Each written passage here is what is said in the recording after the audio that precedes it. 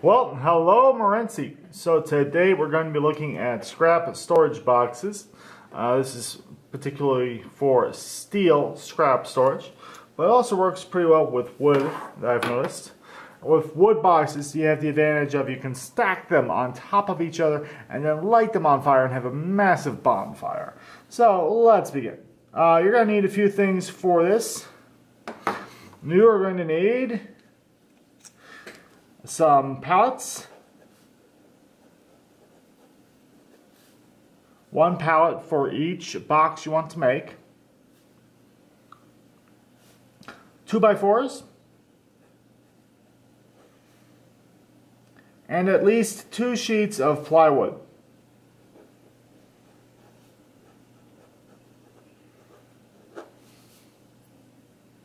So, the pallets are about 48 inches by 40 inches. Or at least those are the pallets I've been running into most commonly.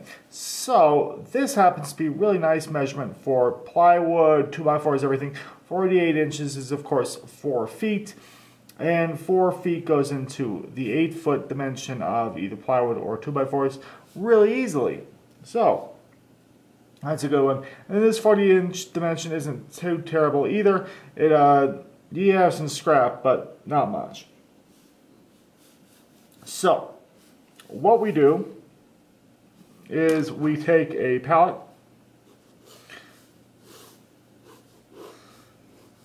sort of like this.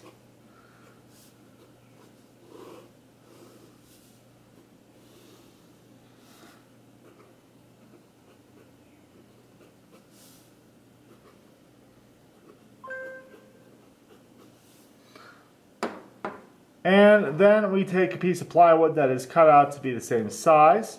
So that's a 48 inches by 40 inches. So basically you take a sheet of plywood and you cut it down to 40 inches and it works out fine. And we put that on top. So we can go ahead and draw that.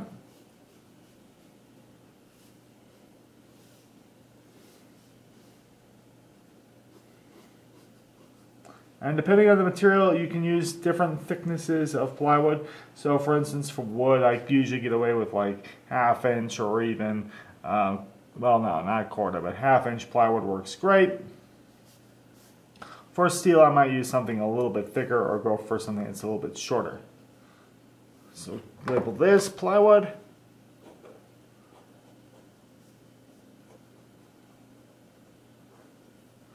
All right. And then on top of that, we go and do some house framing. And when I say house framing, I mean we are literally using the same style of framing technique that we would use for framing a house. And the reason I do this is it's just built half stout. And if you want to stack your boxes several high, this is probably the best way to go. At least it was the best way I could think of. And since I'm a teacher, it also happens to teach framing techniques really nicely, which is something I should, in theory, be teaching. So, why not use it? So, framing techniques here, we're going to go ahead and start with base plates here. And there's also going to be one that runs along here. And one that runs over here. And at this point, you're probably going to start losing the details here. And then we come up here with a 2x4. And the height of this one varies sort of depending on you. I either go with a 3-foot or a 4-foot, or excuse me, a 3-foot or a 2-foot height on my boxes. That is 3-foot or 4-foot of, or 2-foot or 4-foot of plywood, not necessarily the 2x4 itself. And the reason for this is, if I can try and keep my plywood purchases down to a minimum, then I spend less money. Anyway, so we come in here with these California quarters. These California corners for this side, ooh, I just drew those wrong, are going to look like this if you look at them from the top. So on the one wall, you will have a couple of 2x4s set like this, and this sort of corner arrangement. And then when you put the second wall up, that one will have a 2x4 that comes in here like this. And the third wall will have one that comes in here like this. This gives you all sorts of advantages when you're building a house, and that you have areas that you can screw or attach drywall to. But for us, what it does is it makes sure you've always got a place you can attach your exterior plywood to hold everything in. Also, this is hell for stout. It will not break, even under the load of a couple more of these things. So we're going to go ahead and use this California framing.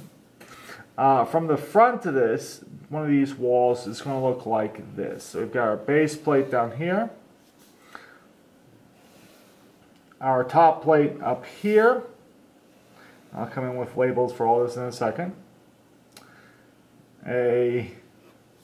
One piece of corner, 2 piece of corner. This will be a bit wider. This is all made out of 2x4 again. And then, depending on what you're doing, you might throw in a few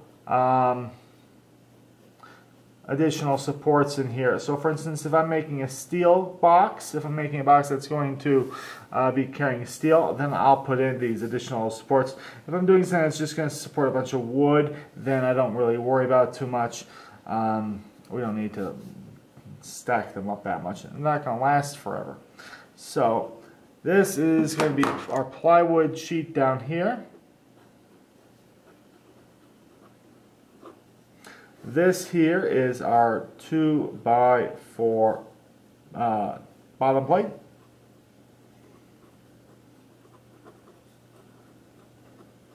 By the way, there are lots of different names for this particular item here, not just bottom plate. We've got bottom plates, I believe they're called base plates. There's a bunch of other names for them. Basically, it sort of depends on what part of the country you're living in. 2x4 top plate.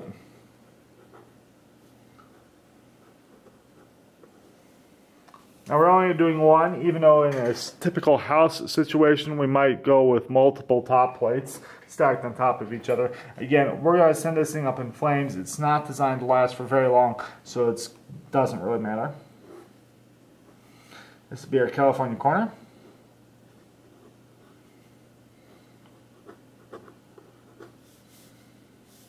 And these are again made of 2x4s.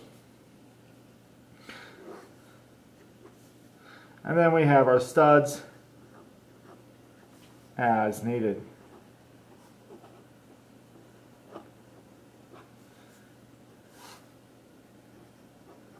Now, a note about the studs. Typically in a house you would place these every 16 inches or every 24 inches on center. But again, in this situation where we're just making a box and it's not designed to be a house, you can get a little bit sloppy with the placement as long as they're sort of kind of even and sort of kind of evenly distributed throughout the wall. It should work out just fine. It's such a small structure that anything you throw in there will probably work out. But if I really wanted to teach framing using this concept, I would enforce a 24 or a 16 on center and go from there. Okay, so we've got that. Now on top of all this, we would go ahead and layer in some plywood on top of this. So I'm going to do a side view. This is front. We're going to go ahead and draw a side view now. Whoops. Let me switch pens.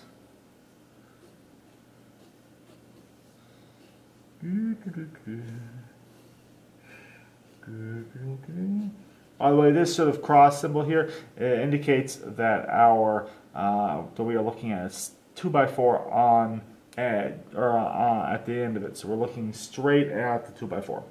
So on here, what we're going to do now is we're going to take a piece of plywood and we're going to just nail it into our 2x4 like that, and that will hold that. Now, until you get this piece of plywood on here or on all four sides, this thing is actually going to be very, very wobbly. You will think, well, gee, Mr. Hilpert, I built this thing and it's going to fall apart. What the heck?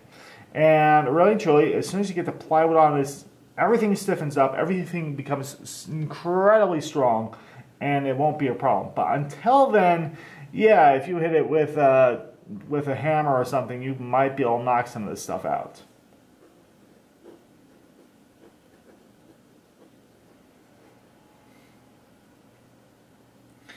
Anyway, so technically this would be called a shear plate, or a shear panel. And it provides some support from things going all parallelogram on you. So I think that's the basics for how to build these things. Again, the height of these things is variable. You choose that depending on how tall you are and what you're trying to do. I have two heights. Again, those are 3 foot and 2 foot. 3 foot for wood and 2 foot for steel. You might try different sizes to see if your situation differs. Anyway, I want to thank you for watching. My name is Mr. Hilpert, and of course, if you go ahead and like and subscribe over here and watch other videos in this general area, and of course, leave your comments and suggestions on what other things I should be drawing in the comments below. That'd be handy. Have a great day, guys.